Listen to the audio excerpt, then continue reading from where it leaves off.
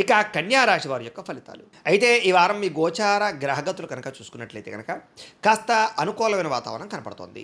పరోపకార స్వభావము ఈ పక్షంలో పరోపకార స్వభావం అంటే అందరితోటి కూడా అందరికీ ఏదైనా సహాయం చేసుకోవడం బాగా పెరుగుతుంది. అయితే పార్ట్నర్‌షిప్ వ్యాపారస్తులకి చక్కని లాభాలున్నాయి. అందరితోటి కూడా సంతోషంగా కాలం గడుపుతారు.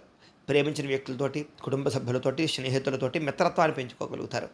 కొత్త కొత్త కార్యక్రమాలు ప్రారంభం చేయడం కానీ, ఆగిపోయిన పనులు ఎదరికి వెళ్ళడం కానీ, పెండింగ్ పనులు పూర్తి చేయడం కానీ చేసే అవకాశాలున్నాయి. మీకు రావాల్సినటువంటివి ఏమైనా ఉన్నట్టు కనుక వస్తాయని చెప్పొచ్చు. పర్మిషన్‌లు లేపోతే గనక ఎన్‌ఓసీ లాంటివి కూడా పొందగలుగుతారు. సంఘంలో విశేష కీర్తి, గౌరవ మర్యాదలు పొందడానికి ప్రయత్నం చేస్తారు.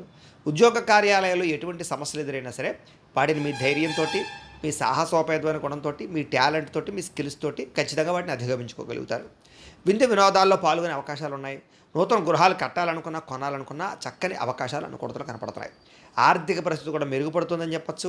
అవసరానికి సమయానికి డబ్బులు చేతికి అందుతాయి. రియల్ ఎస్టేట్ వ్యాపారస్తులందరూ కూడా విశేష ధన ప్రాప్తి కనపడుతోంది. బాగా డబ్బు సంపాదించడానికి, డబ్బులు దాచడానికి, డబ్బులతోటి ఇన్వెస్ట్మెంట్లు చేయడానికి బాగా ప్రయత్నాలు చేయగలుగుతారు. ఎటువంటి సమస్యనైనా సరే బాగా అర్థం చేసుకుని వాటి నుంచి బయటపడగలుగుతారని చెప్పొచ్చు. చిన్న చిన్న పరిశ్రమలు పెట్టడం కానీ, ఫ్యాక్టరీలు పెట్టడం కానీ, ఇండస్ట్రీలు పెట్టడం కానీ మీకు బాగా కలిసి వస్తుంది.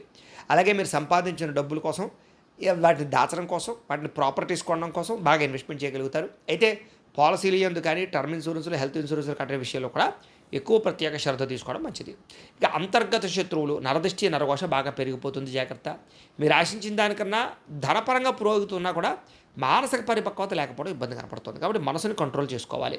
దుబారా ఖర్చులు తగ్గించుకోవాలి. ముఖ్యమైన వస్తువులు మాత్రమే కొనుగోలు చేయాలి. ఏది పడితే అది కొనడం, ఆన్‌లైన్ షాపింగులు చేయడం ఇలాంటివన్నీ కూడా మీకు డబ్బులు వృధా చేస్తాయి. కాబట్టి ముఖ్యమైన వస్తువులు కొనడానికి డబ్బులు ఖర్చు పెట్టడంలో తప్పులేదు.